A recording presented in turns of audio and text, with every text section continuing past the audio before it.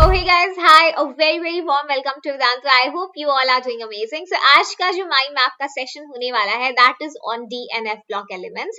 छोटा सा सेशन होगा, क्विक रिवीजन करेंगे DNF की, but I can assure you one thing कि आज के इस सेशन से कम आप 2 क्वेश्चन अपने जेई मेंस में बना पाएंगे. So that means the session you are attending is for 8 marks. Yes. तो मेक श्योर पूरा सेशन आप एंड तक अटेंड करें. DNF का NCERT का लाइन टू लाइन सबसे crisp and most precise explanation आज अपन सेशन में देखेंगे. ठीक है, अगर आप लोग जेई एग्जाम के लिए you are not so confident कि मैम हमने ज्यादा पढ़ाई नहीं करी है, but still what is the best thing we can do remaining 1 month में, तो फिर आप गदर को ज्वाइन कर सकते हैं. गदर 3.0 ऑलरेडी हम चैनल के ऊपर active, it is running actively. ठीक है, तो इसमें आपको फिजिक्स, केमिस्ट्री और मैथ तीनों के जेई के लिए सबसे ज्यादा जो एक्सपेक्टेड चैप्टर्स हैं और उनके क्वेश्चंस हैं अलोंग विद कंप्लीट थ्योरी कराया जा रहा है. सो इस बार जो गदर सीरीज है उसका access is only limited to the students who are exclusive members of our channel.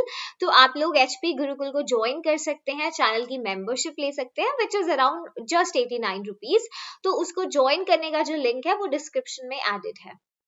So Gadar already चल रहा है. एंड अगर केमिस्ट्री की बात करूं तो इस हफ्ते केमिस्ट्री में ऑर्गेनिक केमिस्ट्री स्टार्ट होने वाला है. So it's a very good chance I think कि तुम बकल अप कर सकते हो. गदर सीरीज में आपको मतलब जो एचपी गुरुकुल जब आप चैनल की मेंबरशिप लेंगे तो गदर सीरीज के साथ साथ आपको बाकी जो जेई के अराउंड एग्जाम होने वाले हैं उनका प्रिपरेशन भी कराया जाएगा. साथ में जब जरूरत पड़ेगी जेई मेंस एग्जाम होने के बाद जनवरी के बाद exclusive college information, in fact board के सेशंस में भी आपको सपोर्ट दिया जाएगा. पीवाईक्यू सॉल्विंग सेशन होंगे, जेई से पहले माइंड मैप सेशंस होंगे and formula cheat sheets and short tricks पूरा जेई एग्जाम के लिए. It's a complete package. ठीक है, and also for the near around exam. तो आप चैनल की मेंबरशिप को ले सकते हैं. The link is given in the description box. Okay, चलिए coming back to our chapter बेटा. सो डीएनएफ के लिए जो भी हमारा थ्योरेटिकल पोर्शन है हम उसको 4 टाइप्स के अंदर डिवाइड करते हैं. ठीक है, इस चैप्टर से जो मैक्सिमम सवाल है इन्हीं 4 टाइप से आते हैं. अगर आपने ये 4 टाइप्स को अच्छे से प्रैक्टिस कर लिया डीएनएफ में तो जो आपके 2 सवाल पेपर में आने वाले हैं इस चैप्टर से 100% you are going to do them right. Okay, so type number 1 is going to be electronic configuration. यहाँ से एक सवाल जरूर एग्जाम में दिखेगा. Then characteristics and properties and transition elements की. उसके बाद बहुत ज्यादा important KMNO4 and potassium dichromate, जहां से बहुत सवाल आए हैं एग्जाम में लास्ट ईयर भी. टाइप 4 में will be talking about the lanthanoids and the actinoids. ठीक है, तो ये अपना जो है बेसिकली फ्लो रहेगा सेशन का. तो सबसे पहला टाइप मैं आपको रिवाइज कराने जा रही हूँ, इलेक्ट्रॉनिक कॉन्फ़िगरेशन.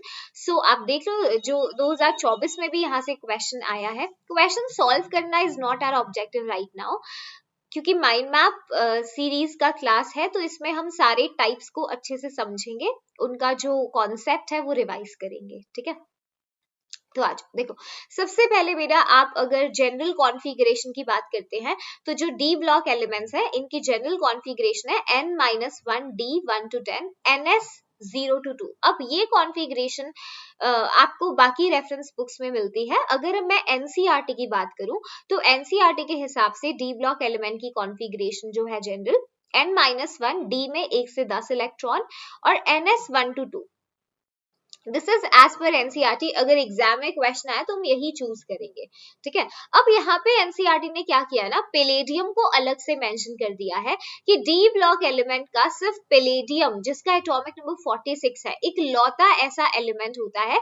इसकी एक्सपेक्टेड कॉन्फ़िगरेशन होनी चाहिए थी 4d8 5s2. ठीक है, होता क्या है 5s के दोनों इलेक्ट्रॉन्स ना 4d में कूद जाते हैं. So we get 4d 10 and 5s 0. तो यानी एक लौता ऐसा एलिमेंट, ये एक एक्सेप्शन है, एक लौता ऐसा डी ब्लॉक एलिमेंट जिसके s के अंदर कोई इलेक्ट्रॉन नहीं होता, जिसका ns जो है आउटमोस्ट s जो है वो खाली होता है. ठीक है, अगर कोई कंफ्यूज्ड है n क्या है तो n आपका पीरियड नंबर को करस्पॉन्ड करता है, ये देख लो, या फिर जो हाईएस्ट प्रिंसिपल क्वांटम नंबर है ना कॉन्फ़िगरेशन में वही अपना n है. तो ये जनरल कॉन्फ़िगरेशन है. अगर ns2 पूरा फिल्ड होता है लाइक 2 इलेक्ट्रॉन्स वो नॉर्मल कॉन्फ़िगरेशन है. अगर ns में 0 या 1 इलेक्ट्रॉन है तो वो एक्सेप्शनल है, जैसे यहाँ पर देखो ns 0 तो एक्सेप्शनल है. कॉपर को आपने देखा होगा 29 एटॉमिक नंबर के साथ. कॉपर इज 3d10 4s1 होना क्या चाहिए था, होना चाहिए था क्या, देखो पूरा लिख लो, आर्गन तक 18 फिल किया, ओके उसके बाद 3d 4s में 2 इलेक्ट्रॉन्स और 9 यहाँ, तो 4s का एक इलेक्ट्रॉन 3d में कूद जाता है ना, ये तो हम कॉपर को जानते हैं बहुत पहले से।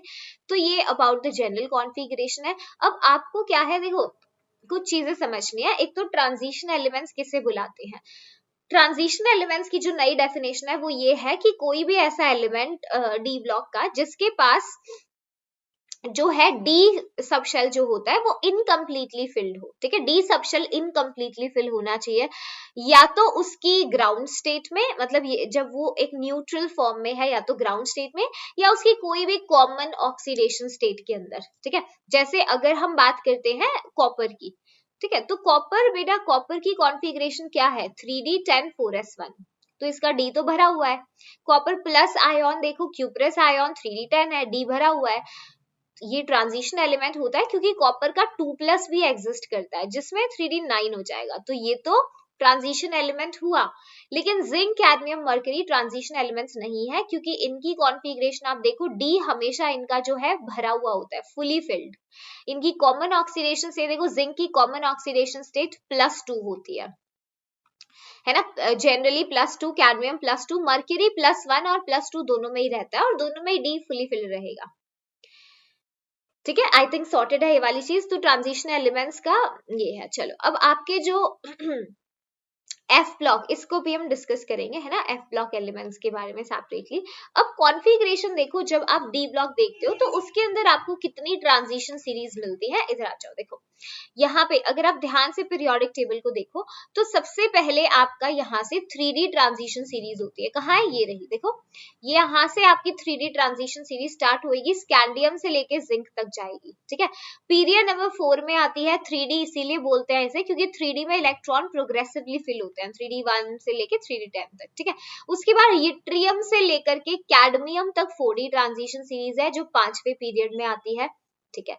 फिर लैंथनम आता है 5d सीरीज में, ठीक है। लेंथनम के बाद 14 एलिमेंट्स मेरा गायब है, कहाँ, नीचे है। सीरियम एटॉमिक नंबर 58 से लेके 71 ल्यूटिटियम तक, ये लेंथेनॉइड्स होते हैं। इनका ग्रुप कौन सा होता है, ग्रुप इनका 3 होता है, ग्रुप 3 है, पीरियड नंबर इनका 6 होता है, ठीक है। चलो लेंथनम के बाद हॉफनियम आता है इस सीरीज में, और ये वाली सीरीज जाती है आपकी मर्क्यूरी तक, ठीक है। फिर पीरियड नंबर 7 में आपकी नेक्स्ट सीरीज, इसमें ट्रांजिशन एलिमेंट्स है, तो इसमें एक्टिनियम के बाद 14 एलिमेंट आते हैं, थोरियम से लेकर के लॉरेंशियम तक 103 तक, ये आपके एक्टिनाइड्स होते हैं जो ग्रुप नंबर 3 में ही आएंगे, पीरियड नंबर 7 में आएंगे, ठीक है। तो ये आई थिंक कितनी ट्रांजिशन सीरीज है पता चल गया। अब कॉन्फ़िगरेशन का टाइप चल रहा है, तो मैंने सारी एक्सेप्शनल कॉन्फ़िगरेशन आपको यहाँ पे लिख कर दे दी है, तो आप एक काम करना, एक बार जस्ट गो थ्रू हो जाना, जिसको कॉन्फ़िगरेशन नहीं आता तो एक चीज देख लो, आपको अगर कभी कॉन्फ़िगरेशन लिखना है तो सबसे पहले आपको एनर्जी सीक्वेंस पता होना चाहिए, energy sequence of filling electrons across a period, ठीक है। अक्रॉस अ पीरियड अगर कभी आपको इलेक्ट्रॉन्स फिल करने हैं तो उसका एनर्जी सीक्वेंस क्या होता है, सबसे पहले इलेक्ट्रॉन ns के अंदर जाता है, ठीक है। उसके बाद n-2f में इलेक्ट्रॉन्स जाते हैं, फिर n-1d में, लास्ट में np में। तो ये एनर्जी सीक्वेंस है, energy sequence of filling electrons across a period. सबसे पहले ns के अंदर इलेक्ट्रॉन जाएगा, फिर n-2f, फिर n-1d और फिर np में जाएगा, ठीक है। तो इस सीक्वेंस में, अच्छा सब इससे पहले प्रीवियस इनर्ट गैस फिल होती है, प्रीवियस जो भी आपकी इनर्ट गैस होती है उसको आप सबसे पहले फिल कर देते हैं, ठीक है। उसके बाद ये सीक्वेंस होता है, तो लिख लो यहाँ पे, सबसे पहले will fill previous inert gas, फिर ये सीक्वेंस फॉलो होएगा ns, n-2f, n-1d और np, राइट। चलो 3d ट्रांजिशन सीरीज में 2 ही एक्सेप्शन है, क्रोमियम और कॉपर का, इसको ध्यान से देखना, ये कई बार किया है आपने। चलो अब 3d ट्रांजिशन सीरीज में चलिए, इसके बाद 4d ट्रांजिशन सीरीज है, यट्रियम से लेके कैडमियम, एक्सेप्शन कौन है, नायोबियम है। नायोबियम की होनी चाहिए थी 4d3 5s2, होती नहीं है, होता क्या है 5s का एक इलेक्ट्रॉन आपका 4d में आ जाएगा, ठीक है। चलिए, तो मतलब 4d3 जो है एग्जिस्ट नहीं करेगी। चलिए, फिर मोलिब्डेनम एक्सेप्शन है। मोलिब्डेनम में होना चाहिए था 4d4 5s2 सीक्वेंशियली, 5s का एक इलेक्ट्रॉन 4d में भेज दो। ठीक है।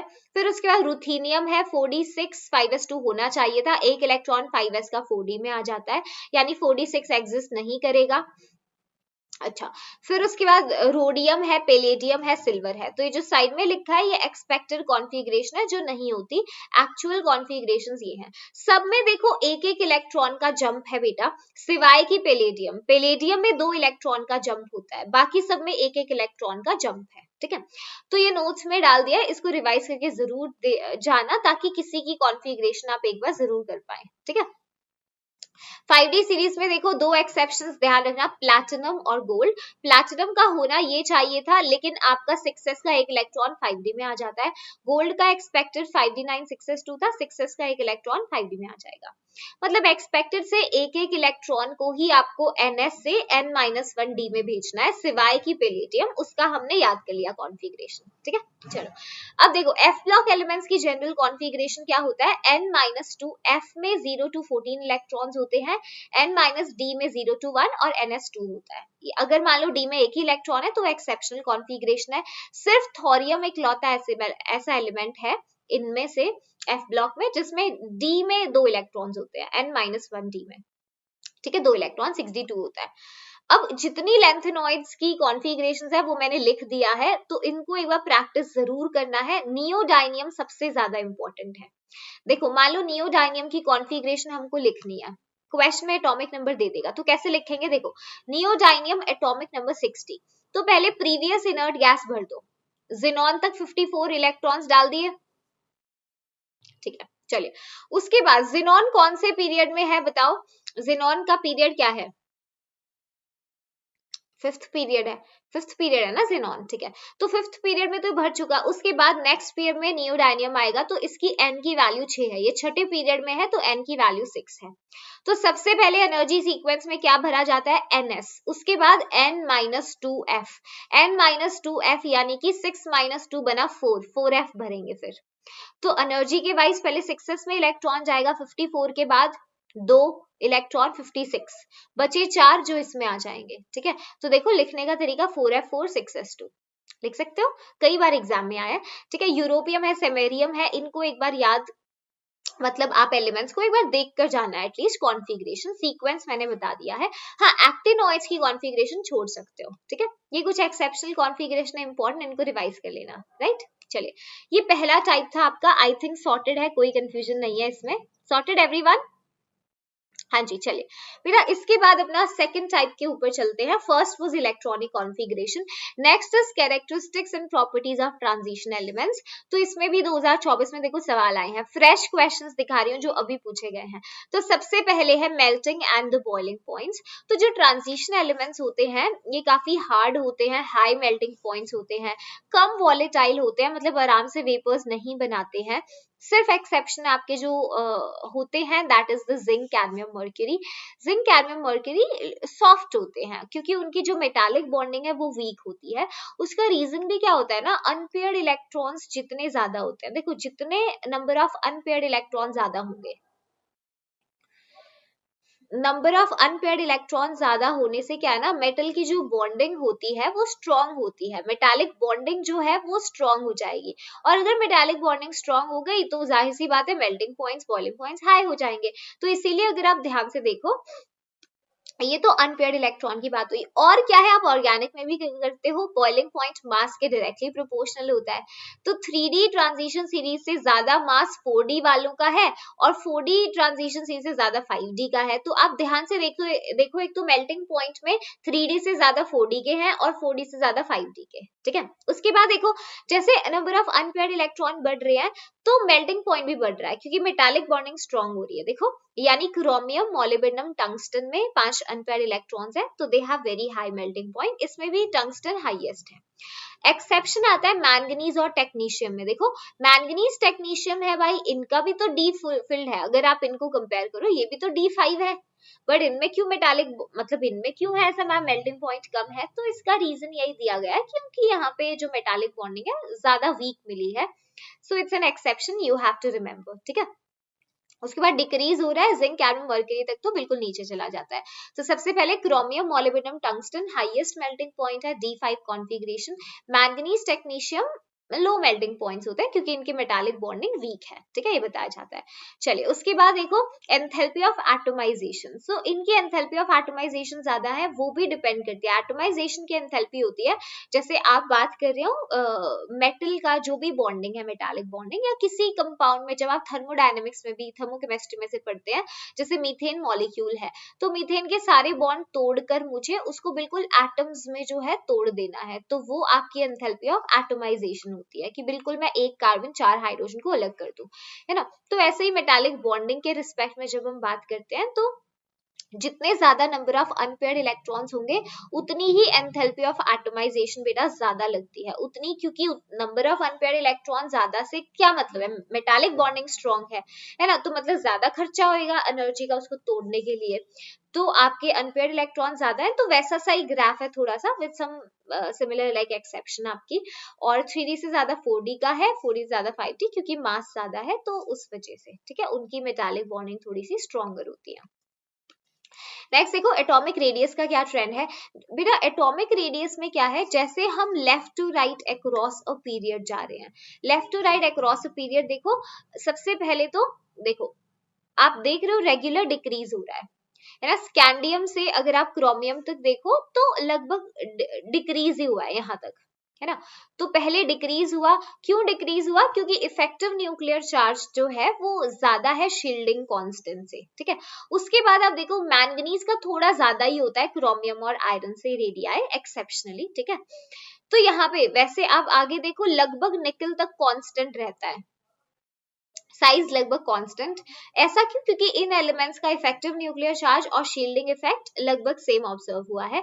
निकल, कॉपर, जिंक में इंक्रीज हो जाता है क्योंकि यहाँ पे शील्डिंग कांस्टेंट ज्यादा है जेड इफेक्टिव से। तो लेफ्ट टू राइट तो ऐसा ट्रेंड आपको रफली दिखता है, पहले डिक्रीज फिर कांस्टेंट फिर इंक्रीज, है ना, ऐसा होता है। अच्छा टॉप टू बॉटम का क्या ट्रेंड है, देखो टॉप टू बॉटम में क्या होता है, अगर आप ग्रुप नंबर 3 की बात करो तो रेगुलर होता है, स्कैंडियम से बड़ा यिट्रियम, यिट्रियम से बड़ा लेंथेनम, ग्रुप 3। उसके बाद अगर ग्रुप 4 से लेके 12 तक की बात करते हो तो उनमें क्या होता है, 3D से बड़ा साइज 4D वालों का होता है और 4D और 5D वालों का सिमिलर साइज होता है। रीजन क्या दिया जाता है, लेंथेनॉइड कॉन्ट्रैक्शन, ठीक है। तो जो आपके जैसे यहाँ पे लेंथेनम के बाद देखो जो आपने 14 लेंथेनॉइड्स भरे हैं, तो उसमें क्या है, f ऑर्बिटल में इलेक्ट्रॉन है जो पुअर शील्डर्स है, तो इस वजह से 5D वालों का जितना साइज बढ़ना था उतना ही लगभग घट के 4D वालों के जितना बराबर हो गया, ठीक है। तो लेफ्ट टू राइट में पहले डिक्रीज, कांस्टेंट इंक्रीज, और टॉप टू बॉटम में 3D से 4D इंक्रीज, 4D 5D का लगभग सिमिलर होता है, ठीक है। चलिए इसके बाद देखो आयनाइजेशन एंथैल्पी के ट्रेंड थोड़े से कंफ्यूजिंग है, तो इसका डायरेक्ट आपको थोड़ा सा जो है एक रिलेशन ध्यान रखना है, so I will tell you. Ionisation energy एक तो थर्ड सीरीज वालों के काफी हाई है as compare to first and second, ठीक है। क्यों, इसका इम्पैक्ट क्या है, आपका पुअर शील्डिंग ऑफ 4f, वही लेंथेनॉइड कॉन्ट्रैक्शन की वजह से इतना जेड इफेक्टिव बढ़ गया कि इनके ग्राफ में तो देखो ज्यादा ही है ना आयनाइजेशन एंथैल्पी। यस बोलो, क्या एवरीवन कैन सी दैट। इस पे मैम को थम्स अप दे दो कि यस मैम ये वाली चीज सॉर्ट है, वरना आयनाइजेशन एनर्जी में हमेशा फिर आपको जो है ना कंफ्यूजन रहेगा और आप हमेशा इसमें पूछोगे कि मैम इसको कैसे ध्यान में रखना है, कैसे करना है, ठीक है। तो आई वांट यू कि पहले ही इस चीज को थोड़ा सा अगर ध्यान रखोगे तो ये चीजें क्लियर रहेंगी। एक बार थम्स अप दे दो आयनाइजेशन एनर्जी का, ओके। नेट कंक्लूजन ध्यान में रखना क्योंकि क्वेश्चन यहाँ से आएंगे एग्जाम में, ओके यस।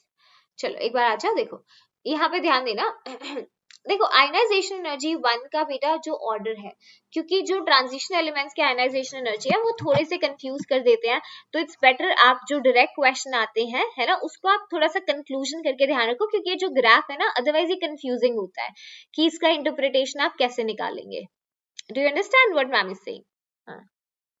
ओके चलिए, बहुत बढ़िया, यस। चलो हाँ, तो आई वाज टेलिंग यू कि आयनाइजेशन एनर्जी 1 का एक बार ट्रेंड देखो। आयनाइजेशन एनर्जी 1 में, हाँ यहाँ पे भी देखो सेम चीज है, पहले लेफ्ट टू राइट देख लो। लेफ्ट टू राइट का बता रही हूँ, किसके अंदर, 3D ट्रांजिशन सीरीज में। तो बेटा ये ना याद रखना ऑर्डर, क्योंकि इसको आप एक्सपेरिमेंटली वैल्यूज के बेसिस पे इसको बनाया है, तो यही ऑर्डर होता है।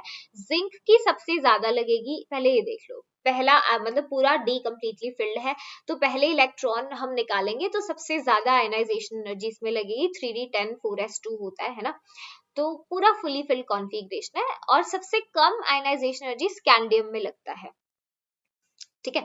आप ऐसे भी आ सकते हैं, शक वी करती मनी को फी, मतलब जिंक, ऐसे डायरेक्टली कर सकते हो अगर कोई और आपको देखना है, but relatively I would advise कि इतना थोड़ा ध्यान रखो, स्कैंडियम का मिनिमम है, जिंक का ज्यादा है। 2019 में क्वेश्चन आया था और वहां से सवाल हो गया था, ठीक है, ओके सॉर्टेड है। देखो टॉप टू बॉटम की अगर हम बात करते हैं, तो ग्रुप नंबर 3 में ना रेगुलर डिक्रीज होता है। देखो ग्रुप नंबर 3 की अगर हम बात करें तो स्कैंडियम, यट्रियम और लेंथिनम में हमें पता है top to bottom ionisation energy कम होती है, तो स्कैंडियम की सबसे ज्यादा, फिर यट्रियम और फिर लेंथिनम। यस और नो, एक बार बता दो, यही होना चाहिए रेगुलर ऑर्डर, रेगुलर तो यही होना चाहिए ना, 3D की ज्यादा, फिर 4D और फिर 5D ट्रांजिशन सीरीज। अब ये ठीक है, अगर मान लो अगर आपको कभी ऐसा मिले कि ग्रुप नंबर 4 से 12 का है, तो उधर आयनाइजेशन एनर्जी का थोड़ा आपको देखना पड़ेगा, ठीक है। अब जैसे मान लो अगर ग्रुप नंबर आपको 4, 5, 6 या 10 दे दे, क्या नंबर है लिखो, चार्ट में लिखो, 4, 5, 6, 10, एवरीवन 4, 5, 6, 10। या फिर ग्रुप नंबर 7, 8, 9, 11, 12 लिखो, everyone in the chat, 7, 8, 9, 11, 12, yes.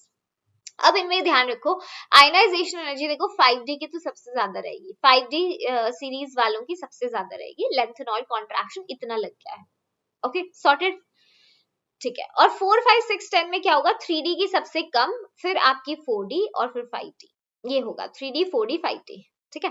अगर ग्रुप नंबर 7, 8, 9, 11 है, तो 4D से ज्यादा आयनाइजेशन एनर्जी 3D वालों की और 5D, ये नेट कंक्लूजन आप ध्यान में रखना, तो आपके जो है क्वेश्चंस इसके बन जाएंगे आयनाइजेशन एनर्जी के, ठीक है।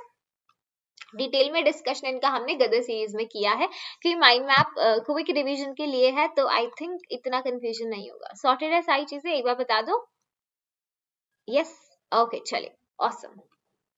आगे देखो, देखो ऑक्सीडेशन स्टेट्स की अगर बात करते हैं, तो क्योंकि यहाँ पे जो आपके डी ब्लॉक एलिमेंट्स है, इनका जो NS ऑर्बिटल है और N-D जो है, उनमें बहुत ज्यादा एनर्जी का जो है गैप नहीं होता। तो ऐसा है ना, जैसे तुम्हारी छती है, तुम्हारी घर की छती है, तुम्हारी फ्रेंड की है, तो तुम आराम से कूद के आ सकते हो, है ना। कभी कभी जब घर की छतें सटी हुई होती हैं तो इजी हो जाता है ना इधर उधर आना जाना, तो वाला चीज है कि इलेक्ट्रॉन में, क्योंकि इन ऑर्बिटल्स में एनर्जी गैप कम है, तो इलेक्ट्रॉन आराम से ट्रांजिशंस कर सकते हैं, जिसकी वजह से ना मल्टीपल ऑक्सीडेशन स्टेट नजर आते हैं, राइट। तो इसमें आप ध्यान रखो, जैसे जैसे यहाँ पे देखो स्कैंडियम है, स्कैंडियम से लेके क्रोमियम तक, अगर आप स्कैंडियम का ग्रुप बताओ, ग्रुप नंबर 3 में आता है, ये 4 है, ये 5 है, 6, 7, 8, 9, 10, 11, 12, ठीक है। तो शुरू में देखो स्कैंडियम से लेके मैंगनीज तक जो हाईएस्ट ऑक्सीडेशन स्टेट है, वो उसके ग्रुप नंबर के ही बराबर है ना। लेकिन ये सिर्फ 3D ट्रांजिशन सीरीज के लिए है।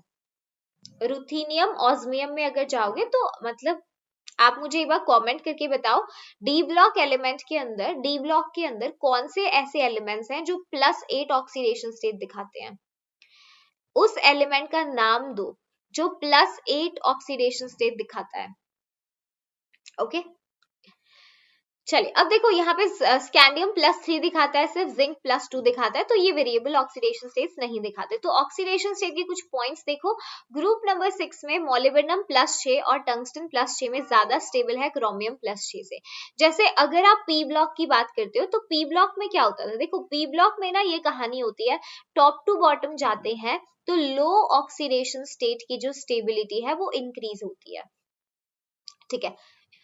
अगर हम डी ब्लॉक में जाते हैं, तो डी ब्लॉक में top to bottom high oxidation state की जो स्टेबिलिटी है वो इंक्रीज होती है। तो इसीलिए देखो क्रोमियम अगर अपनी हाईएस्ट ऑक्सीडेशन स्टेट में है तो उतना स्टेबल नहीं होता जितना मोलिब्डेनम और टंगस्टन होते हैं। इसीलिए क्रोमियम +6 बहुत अच्छा ऑक्सीडाइजिंग एजेंट है।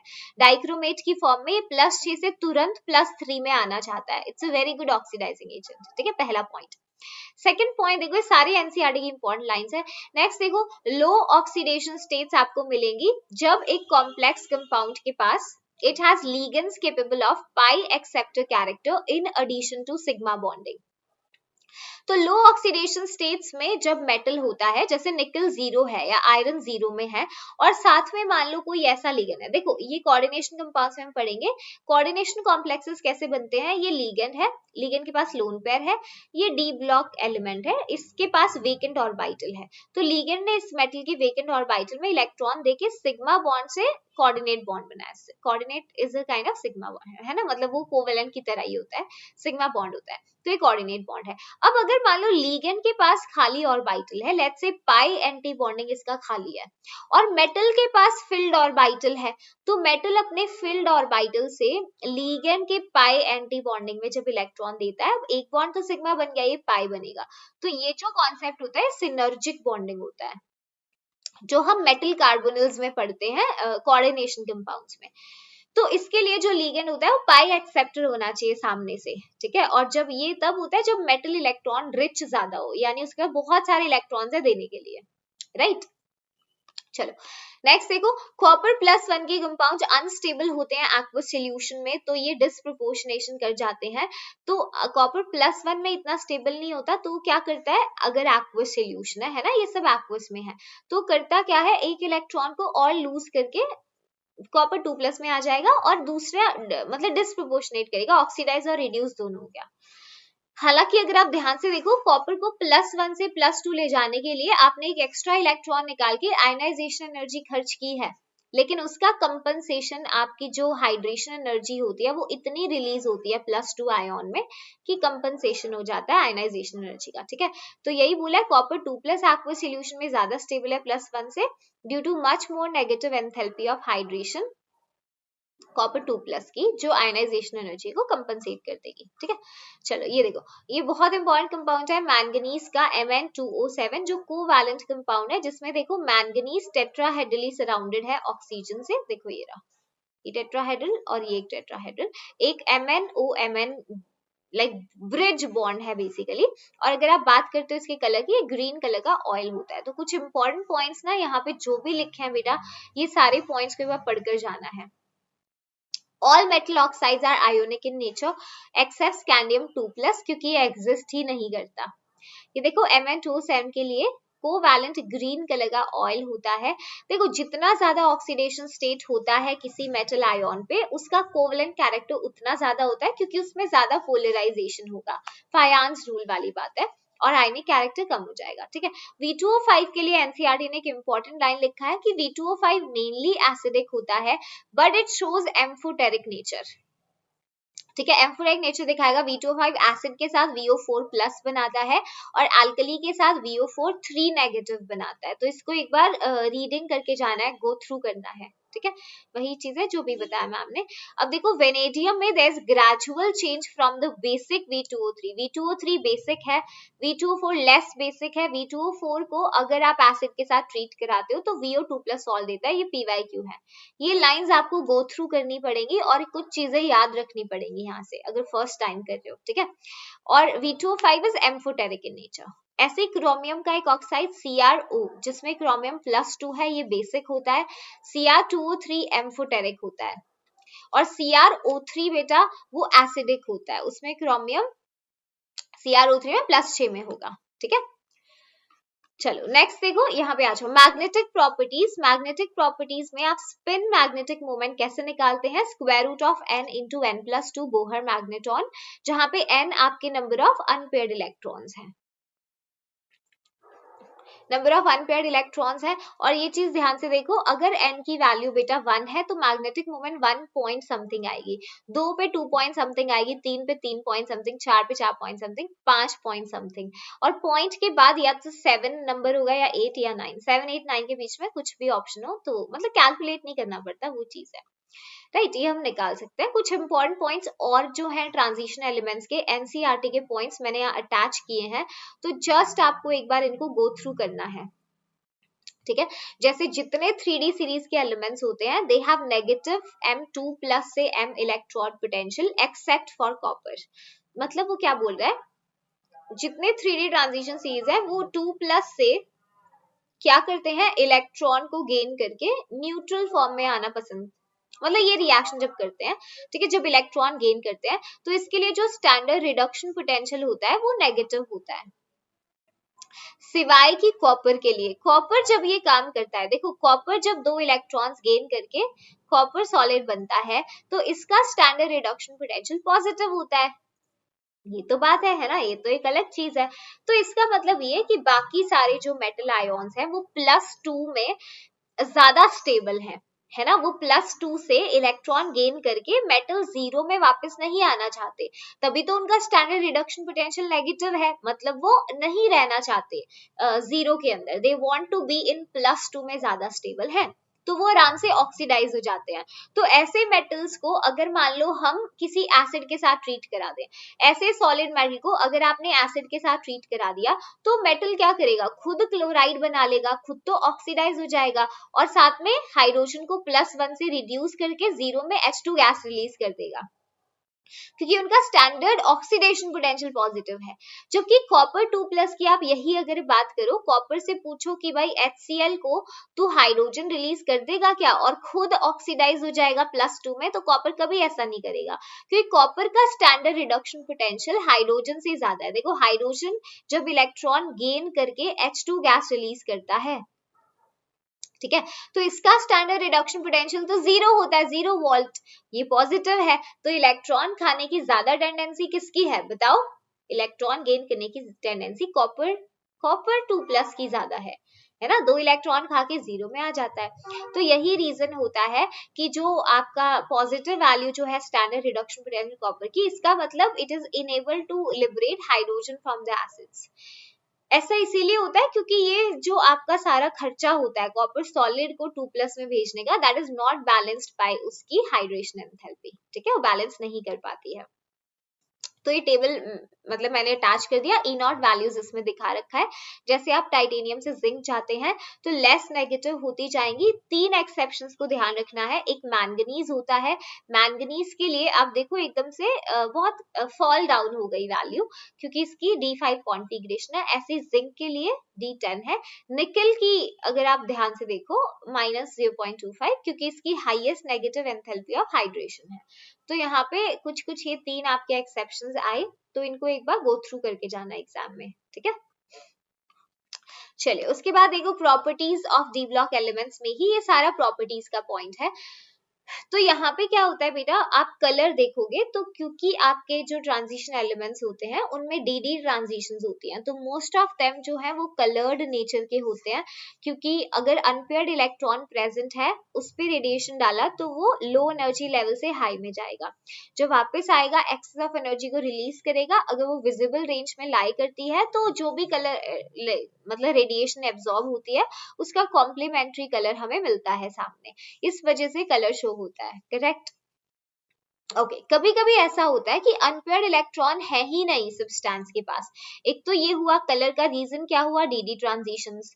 अच्छा, अगर अनपेयर्ड इलेक्ट्रॉन है, ये डी ट्रांजिशन क्यों होती है, क्योंकि अनपेयर्ड इलेक्ट्रॉन होता है, तो अनपेयर्ड इलेक्ट्रॉन था, डी ट्रांजिशन हुआ, कलर एग्जिबिट हुआ, ठीक है। कभी कभी ऐसा होता है कि अनपेयर्ड इलेक्ट्रॉन नहीं है फिर भी कंपाउंड कलर्ड होता है, तो वहां पे तो डी ट्रांजिशन नहीं हुआ, जैसे KMnO4 मैंगनीज +7 में है, पर्पल कलर का होता है, क्योंकि इनमें रीजन होता है मेटल मतलब आपका charge transfer, ligand to metal charge transfer, ligand to metal charge transfer, ठीक है। क्या रीजन है, ligand to metal charge transfer है, ligand to metal charge transfer की वजह से, ठीक है। तो कुछ ये देखो, कुछ मेटल आयोन्स जो है स्कैंडियम 3+, टाइटेनियम 4+, ये कलरलेस है क्योंकि अनपेयर्ड इलेक्ट्रॉन नहीं है। जिंक 2+, देखो अनपेयर्ड इलेक्ट्रॉन नहीं है, कलरलेस। ओके अच्छा, आगे देखो कैटालिटिक प्रॉपर्टीज, ये अच्छे कैटलिस्ट का काम करते हैं क्योंकि मल्टीपल ऑक्सीडेशन स्टेट्स दिखाते हैं, सरफेस एरिया काफी ज्यादा है और कॉम्प्लेक्सेस बनाने की भी क्षमता रखते हैं, तो ज्यादातर आप देखोगे डी ब्लॉक एलिमेंट्स ही एज ए कैटलिस्ट यूज होते हैं, राइट। नेक्स्ट इज इंटरस्टिशियल, ये थोड़ा हेडिंग जो है ना, हेडिंग का फॉन्ट ठीक नहीं है, तो मैं इसको साइड में भी लिख दे रही हूँ जो टॉपिक नहीं समझ आ रहे। इंटरस्टिशियल कंपाउंड्स कौन होते हैं बेटा, जब आपके डी ब्लॉक एलिमेंट्स की जो मेटल बॉन्डिंग होती है, मेटल का जो लैटिस होता है ना, तो उसमें जैसे दो मेटल एटम्स हैं, अब ये इनके बीच में जो खाली जगह होती है इसको इंटरस्टिशियल साइड बुलाते हैं।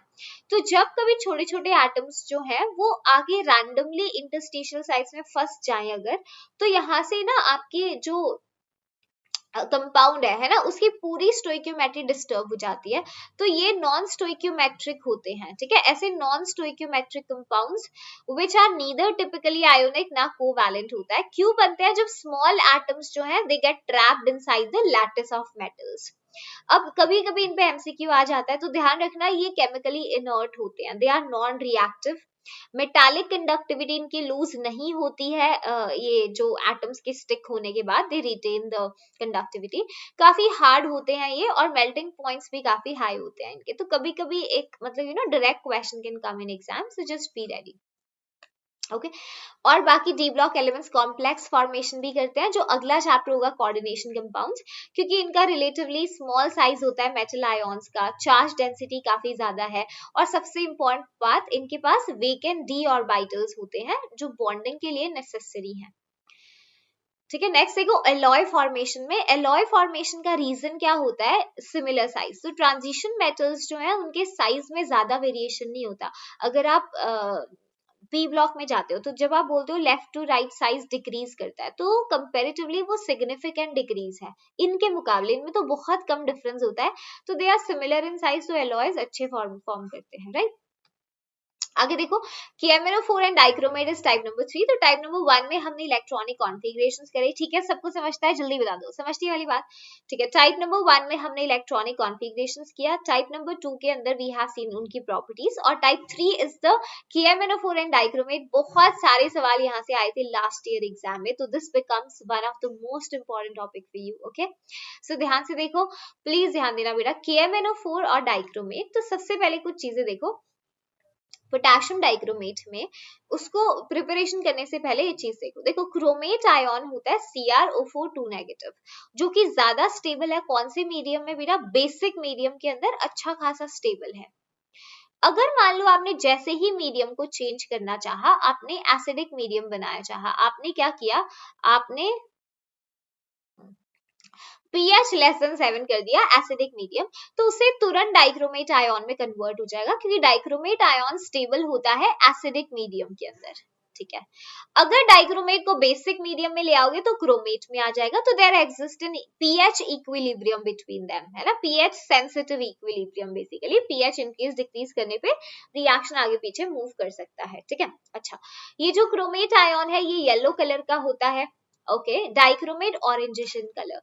अगर आप क्रोमेट के स्ट्रक्चर की बात करो, इट इज टेट्राहेड्रल, और डाइक्रोमेट की भी टेट्राहेड्रल ज्योमेट्री है अराउंड द क्रोमियम, देखो राइट, प्रॉपर्ली अगर टेट्राहेड्रल ज्योमेट्री है इफ यू ड्रॉ, ठीक है। उसके बाद नेक्स्ट थिंग इज, आप अगर ध्यान से देखो टेट्राहेड्रल है, सारी बॉन्ड लेंथ बराबर है बेटा, क्योंकि रेजोनेंस हो रहा है, देखो ये नेगेटिव चार्ज यहाँ, ये यहाँ, एंड इट विल कंटिन्यू, ऐसे ही यहाँ पर भी देखो ये नेगेटिव यहाँ, ये यहाँ, तो यहाँ पे आपकी क्रोमेट आयन के अंदर सारी chromium oxygen bond length same है, ठीक है।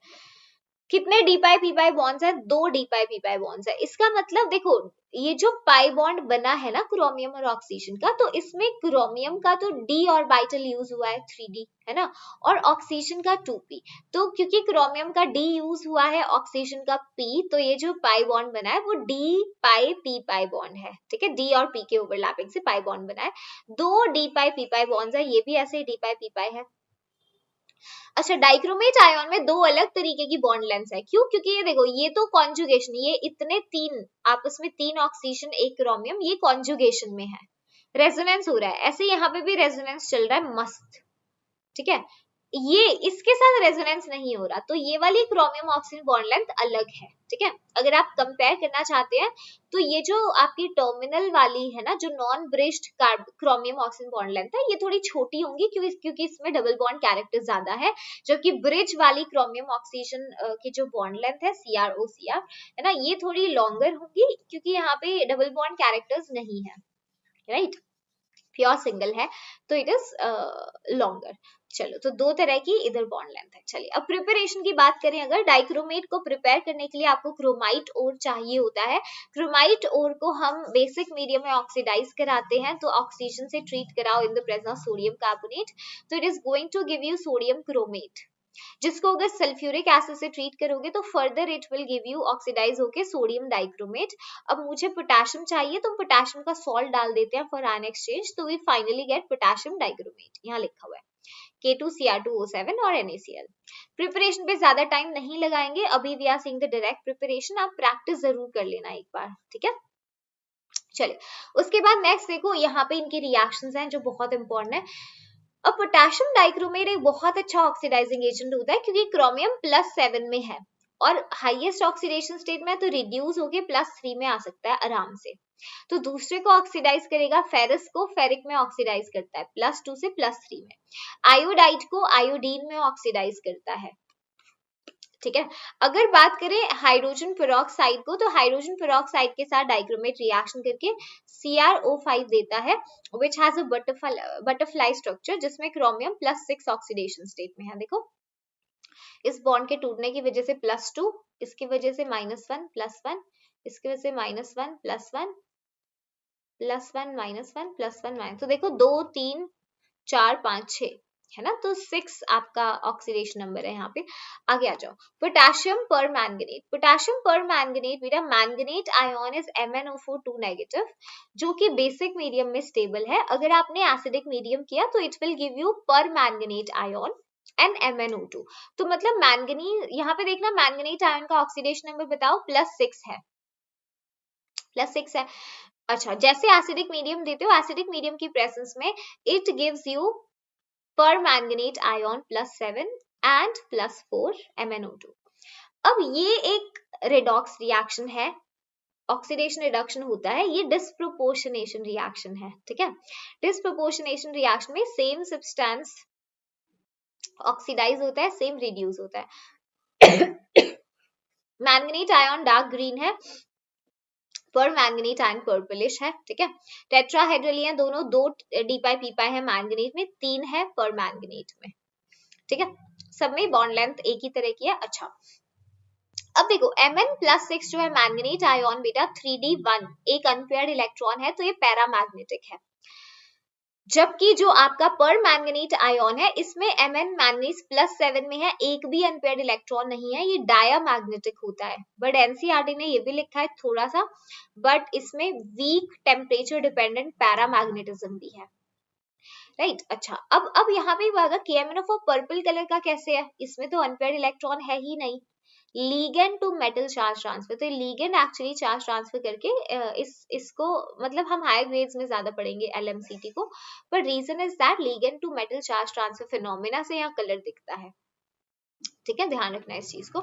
चलिए, पोटेशियम पर मैंगनीट को कैसे बनाते हैं, पायरोलुसाइट मिनरल से बनाते हैं। यहाँ भी फर्स्ट स्टेप सिमिलर ही होता है काइंड ऑफ, पायरोलुसाइट MnO2 हम लेकर ऑक्सीडाइज कराते हैं बेसिक मीडियम में, K2MnO4 मिलता है, ठीक है। अब यहाँ पे दिस इज, और साथ में पोटेशियम मैंगनीट है ये, ठीक है, ग्रीन कलर का। इस पोटेशियम मैंगनीट को हम फर्दर जो है डिस्प्रोपोर्शनेट कराते हैं, तो अगर आप एसिडिक मीडियम दे दोगे तो इट विल डिस्प्रोपोर्शनेट। ये ऑक्सीडेशन नंबर ना थोड़े इधर उधर हो गए हैं, समझ जाओगे आप, ये मैंगनीज का है, ठीक है। मैंगनीट आयन डिस्प्रोपोर्शनेट करेगा +7 +4 में, तो वी गेट पर मैंगनीट आयन, जो ये है पर मैंगनीट MnO4, ये रहा, दिख गया ना आपको, नेगेटिव, हाँ। अच्छा, उसके बाद देखो सेकंड तरीका कमर्शियली कैसे बना सकते हैं। स्टेप पहला सेम रखते हैं, पहले मैंगनीट आयन बनाते हैं, सेकंड स्टेप में यहाँ पे हम डिस्प्रोपोर्शनेट ना करा के इलेक्ट्रोलाइटिक ऑक्सीडेशन करा देते हैं, तो भी हमें KMnO4 मिल जाता है, ठीक है। ओके, इसकी बहुत इंपॉर्टेंट रिएक्शन है, इसको ध्यान रखना है। एक्शन ऑफ हीट, अगर आपने पोटेशियम पर मैंगनेट लिया है और अगर आप उसे हीट करते हैं 513 केल्विन पे तो ये टूट जाएगा, ठीक है। अक्सर बच्चे ये सोचते हैं कि ये डिस्प्रोपोर्शनेशन रिएक्शन है, तो बेटा ये डिस्प्रोपोर्शनेशन रिएक्शन नहीं है, लिख के देख लो। लिखना भी क्यों है, देखो अगर कोई स्पीशीज अपनी हाईएस्ट ऑक्सीडेशन स्टेट में है या लोएस्ट ऑक्सीडेशन स्टेट में है तो वो डिस्प्रोपोर्शनेट नहीं करता, ठीक है, क्योंकि डिस्प्रोपोर्शनेशन मतलब ऑक्सीडेशन रिडक्शन दोनों चीजें होनी। तो अगर आप हाईएस्ट ऑक्सीडेशन स्टेट में हो तो आप सिर्फ रिड्यूस हो सकते हो, तो ये reaction is not a disproportionation reaction, ध्यान रखना। कई बार ये सवाल आया हुआ है कि KMnO4 को डीकम्पोज करते हैं तो क्या बनता है, पोटेशियम मैंगनीट बनता है और मैंगनीज डाइऑक्साइड बनेगा, ठीक है, ध्यान रखना। KMnO4 का N फैक्टर देख लो, अगर बेसिक मीडियम में से आप लेते हो, बेसिक मीडियम में ये +7 से किस में कन्वर्ट होता है, +6 में। N फैक्टर 1 होता है, 1 इलेक्ट्रॉन को गेन कर रहा है यहाँ पे एक एटम इसका, एक मॉलिक्यूल में, ठीक है।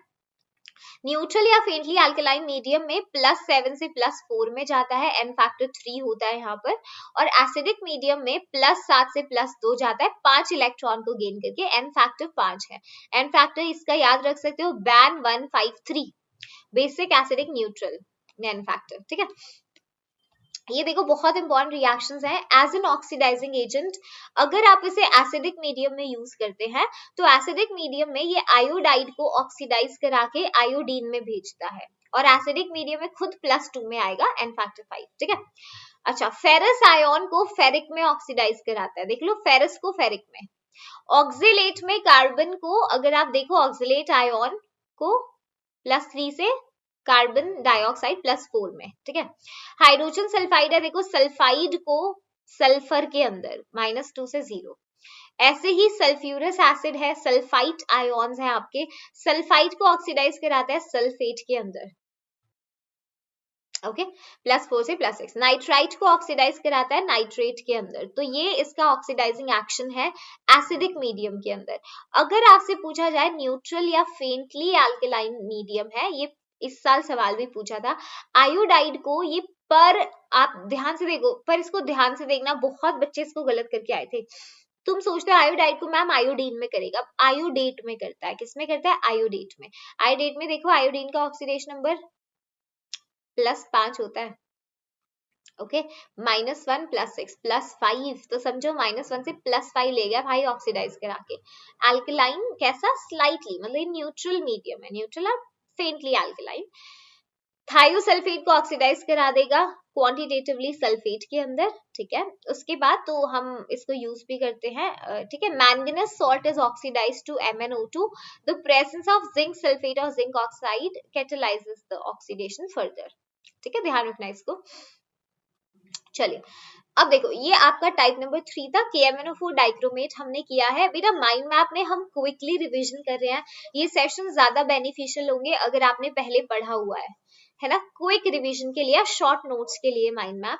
अगर आपने चैप्टर पहले पढ़ा ही नहीं है, आप बिल्कुल 0 से स्टार्ट कर रहे हैं, तो आई वुड एडवाइज यू कि आप गदर सीरीज को ज्वाइन कर लो, वहां मैंने बिल्कुल स्क्रैच से ही पढ़ाई है ये चीजें, और इतना ही टाइम है, मतलब बिल्कुल इंट्रोडक्शन से तो नहीं अभी पढ़ सकते हो, इतना आइडियली टाइम है, 1 महीना है, 1 महीने में बेस्ट वो चीजें देख सकते हो जो एग्जाम में आने वाले हैं, है ना, most repeating topic, most expected topic, तो गदर में वही करते हैं। चलो आगे चलते हैं, लास्ट टाइप हमारा लेंथेनॉइड्स और एक्टिनॉइड्स है। सवाल यहाँ से भी आए हैं जेई में इस बार, बहुत ज्यादा इंपॉर्टेंट चीजें नहीं है यहाँ पे, कुछ कुछ पॉइंट्स है जो ध्यान रखने हैं। लेंथेनॉइड एक्टिनॉइड्स कहाँ से स्टार्ट होते हैं, पीरियड ब्लॉक कॉन्फ़िगरेशन पहले ही बता चुकी हूँ, ठीक है। एफ ब्लॉक एलिमेंट्स में लेंथेनॉइड्स की अगर बात करें, काफी रिजेंबल करते हैं एक दूसरे से, सिर्फ एक ही स्टेबल ऑक्सीडेशन स्टेट है इनकी, +3, वही इनकी मास यूनिटी वाली ऑक्सीडेशन स्टेट है। स्मॉल चेंजेस होते हैं साइज में, nuclear charge along the series, ठीक, मतलब डिक्रीज करता है साइज, बहुत ज्यादा वो डिक्रीज नहीं होता एज कम्पेयर टू एक्टिनॉइड्स में, थोड़े ज्यादा डिक्रीज हो जाते हैं साइज, क्योंकि एक्टिनॉइड कॉन्ट्रैक्शन स्ट्रॉन्गर होता है ज्यादा लेंथेनॉइड से। अभी उसके बारे में बात करेंगे। एक्टिनॉइड्स रेडियो एक्टिव होते हैं और ये रेंज ऑफ ऑक्सीडेशन स्टेट्स दिखाते हैं। तो अगर लेंथेनॉइड्स की बात करोगे तो देखो दिखाते मल्टीपल ऑक्सीडेशन स्टेट है, बट ज्यादा कॉमन और मोस्ट स्टेबल और कॉमन इनकी +3 होती है। बस ध्यान रखना लेंथेनॉइड किसी भी सीरीज किसी भी सिचुएशन में +3 में ही रहना चाहता है, ठीक है। अच्छा, हाइड्रोजन के साथ कंबाइन करके क्या करते हैं, मतलब लेंथेनॉइड अगर है, ये रिएक्शन चार्ट देख लो एक बार। देखो, अगर एसिड से ट्रीट कराते हैं तो हाइड्रोजन गैस रिलीज करते हैं, ऑक्सीजन के साथ बर्न करते हैं, Ln2O3 देते हैं, लाइक एल्यूमिनियम है जैसे, +3 में रहना चाहता है तो +3 जैसे ही कंपाउंड्स बनाता है। देखो सल्फाइड भी ऐसे ही बता रहा है ना, Ln2, Ln is the general representation of a lanthanoid, ठीक है। नाइट्राइड्स के साथ LnN बनाते हैं, लेंथेनाइड्स नाइट्राइड, कार्बाइड्स भी बनाते हैं, वाटर के साथ हाइड्रोक्साइड्स और हाइड्रोजन गैस देते हैं, ठीक है। लाइक जैसे आपका एल्यूमिनियम है, सॉर्ट ऑफ वैसे से कंपाउंड्स। अच्छा, अगर साइज की बात करो तो देखो रेगुलर डिक्रीज होता है साइज में लेंथेनॉइड आयोन्स का, कहां से कहां बेटा, लेंथेनम 3+ से लेके ल्यूटिटियम 3+ तक। देखो रेगुलर डिक्रीज हो रहा है लेंथेनम 3+ से लेकर के कहां पे हो, ल्यूटिटियम 3+ में रेगुलर डिक्रीज, ठीक है। वो क्यों होता है लेंथेनॉइड कॉन्ट्रैक्शन, क्योंकि आपका greater effect of increased nuclear charge than the screening effect, क्योंकि F के अंदर इलेक्ट्रॉन भरते जा रहे हैं जो पुअर शील्डर है, तो न्यूक्लियर चार्ज बढ़ने से साइज तो घटता है ना, साइज तो घटना ही है, तो रेगुलर डिक्रीज होता है +3 ऑक्सीडेशन स्टेट में। अगर मान लो आप न्यूट्रल स्टेट में कंपेयर करो तो यूरोपियम का साइज सबसे बड़ा होता है, मतलब इसमें एक्सेप्शनली यूरोपियम सबसे बड़ा होता है, फिर रेगुलर चेंज होता है। ऑक्सीडेशन स्टेट देखो, ऑक्सीडेशन स्टेट ये +3 में ही रहना चाहते हैं, तो अगर कभी आपके पास ऐसा हो कि +3 के अलावा कोई स्टेट हो सकती है, हाँ ये दिखा +2 और +4 भी सकते हैं, क्योंकि देखो अगर मान लो एम्प्टी F सबशेल है, या कभी हाफ फिल्ड F7 है, या फुली फिल्ड F14 है, तो ये सारी स्टेबल कॉन्फ़िगरेशंस हैं। तो इन कॉन्फ़िगरेशन को अटेन करने के लिए एलिमेंट्स +2 भी दिखा सकते हैं, +4 भी दिखा सकते हैं, +3 तो ये दिखाते ही हैं, ठीक है। लेकिन फिर भी बेटा इनकी ज्यादा स्टेबल, मतलब अगर आप सीरियम को देखो ना, सीरियम 58 होता है, तो सीरियम अगर अपने चारों इलेक्ट्रॉन्स को लूज कर दे तो सीरियम +4 बन जाता है। तो अगर आप देखो सीरियम +4 में तो नोबल गैस कॉन्फ़िगरेशन है, पर ये फिर भी इतना स्टेबल नहीं होता। सीरियम +4 हमेशा ये चाहता है कि मैं इलेक्ट्रॉन को क्या करूं, इलेक्ट्रॉन को गेन कर लूं, एक इलेक्ट्रॉन खा के +3 में चला जाऊं, क्योंकि इनकी मास यूनिटी ऑक्सीडेशन से +3 है। तो इसीलिए सीरियम +4 में बहुत अच्छा ऑक्सीडाइजिंग एजेंट है, क्योंकि ये खुद रिड्यूस होके दूसरे को ऑक्सीडाइज करना चाहता है। तो इस टॉपिक से जो सवाल आते हैं ना ऑक्सीडेशन स्टेट से, उनका एक ही रामबाण इलाज है, आपको ये ध्यान रखना है कि कोई लेंथेनॉइड +3 में ही रहना चाहता है। तो अगर मान लो, प्लीज ये देखो, ये सबसे आसान तरीका है, अगर कभी लेंथेनॉइड जो है वो +4 में पड़ा है, तो +4 से +3 में कैसे आ सकता है, इलेक्ट्रॉन को गेन करके, इलेक्ट्रॉन को खाएगा, इलेक्ट्रॉन को अगर खाएगा +4 में तो एक इलेक्ट्रॉन गेन करके +3 में आ जाएगा। तो जो खुद इलेक्ट्रॉन गेन करता है वो खुद रिड्यूस हो रहा है, दूसरे को ऑक्सीडाइज कर रहा है, तो ये ऑक्सीडाइजिंग एजेंट का काम करेगा, ठीक है। अगर लेंथेनॉइड +2 के अंदर पड़ा है, मान लो +2 से ये +3 में जाना चाहता है इलेक्ट्रॉन को लूज करके, खुद इलेक्ट्रॉन लूज कर रहा है, तो loss of electron is oxidation. आप अपना ऑक्सीडेशन कर रहे हो, आप दूसरे को रिड्यूस कर रहे हो, तो आप रिड्यूसिंग एजेंट का काम करोगे, है ना। तो पूछेगा आपसे, बता इनमें से कौन से लेंथेनॉइड के आयोन्स है जो रिड्यूसिंग एजेंट या ऑक्सीडाइजिंग एजेंट का काम करेंगे, तो सिंपल सी बात है, आप इस हिसाब से आंसर दे देना। जो +2 में है वो रिड्यूसिंग एजेंट, +3 में जाना चाहेगा, और जो +4 में है वो ऑक्सीडाइजिंग एजेंट। तो इसीलिए सीरियम +4 में एक स्ट्रॉन्ग ऑक्सीडेंट होता है, क्योंकि वो +3 में जाना चाहता है। समझ रहे हो बात को, ठीक है। बिल्कुल इसी तरह आपका टर्बियम है, अगर आप उसे देखो, या यूरोपियम है, +2 के अंदर है, तो ये क्या करेगा, +2 से +3 में आना चाहता है, इलेक्ट्रॉन को लूज करके, दूसरे को रिड्यूस करके, तो ये स्ट्रॉन्ग रिड्यूसिंग एजेंट है, ठीक है। तो किसी का भी क्वेश्चन आए, आपको सेम दिमाग लगाना है कि वो +4 वाला +3 में जाना चाहता है, +2 वाला भी +3 में जाना चाहता है। +4 वाला किस तरह बिहेव करेगा, ऑक्सीडाइजिंग एजेंट की तरह, +2 वाला रिड्यूसिंग एजेंट की तरह, ठीक है। ये काफी क्वेश्चंस आते हैं, बाकी यही इंपॉर्टेंट चीज है इसमें। लेंथेनॉइड्स का as the change in ionic radii बहुत स्मॉल, क्योंकि इनका साइज तो डिक्रीज हो रहा है, मैंने यही कहा है जो डिक्रीज है ना साइज का बहुत कम होता है, तो इनकी प्रॉपर्टीज काफी हद तक सिमिलर होती हैं, तो इसीलिए इनकी सेपरेशन मुश्किल होती है। तो आयन एक्सचेंज मेथड से हम इनको सेपरेट करते हैं, जो अब आपके मेंस के सिलेबस में नहीं है, ठीक है। ये आप जो सेपरेशन है ये आप हाइड्रोजन में बेसिकली पढ़ते हैं, right. Okay, silvery white metals आपके लेंथेनॉइड्स है। Most of the try metal ions coloured होते हैं, यहाँ पे एफ एफ ट्रांजिशन की वजह से कलर आता है, जैसे डी डी ट्रांजिशन था, इधर एफ एफ होता है, ठीक है।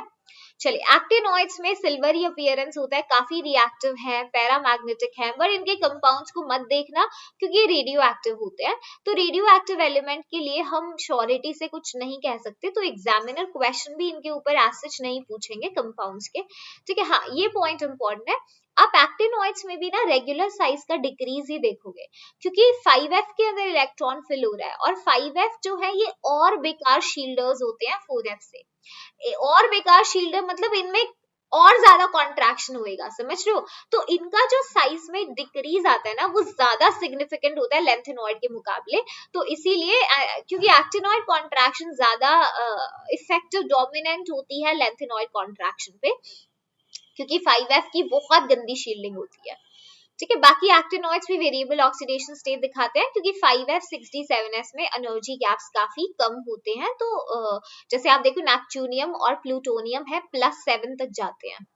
मैंने एक क्वेश्चन दिया था +8 ऑक्सीडेशन स्टेट कौन दिखाता है, वो मुझे कमेंट में चाहिए उसका आंसर, एग्जाम में पूछा हुआ था इस बार, ठीक है। और बाकी एक्टिनॉइड्स की प्रॉपर्टीज, ये भी एक्टिनॉइड्स केटायंस भी जनरली कलर्ड होते हैं, और वो कलर भी एफ एफ ट्रांजिशन से हैं, तो इनकी प्रॉपर्टीज आप ना करें चलेगा। More importantly you have to study all the other types, जैसे कॉन्फिगरेशन का एक सवाल एक्सपेक्टेड है, टाइप 3 बहुत इंपॉर्टेंट है, और टाइप 2 कैरेक्टरिस्टिक्स। टाइप 4 से ज्यादा इंपॉर्टेंट वो रिड्यूसिंग एजेंट ऑक्सीडाइजिंग एजेंट वाला पार्ट है, तो एक बार उसको ध्यान रखना। सॉर्टेड। तो ये 4 टाइप्स है जहां से आपके एग्जाम में क्वेश्चन आएंगे।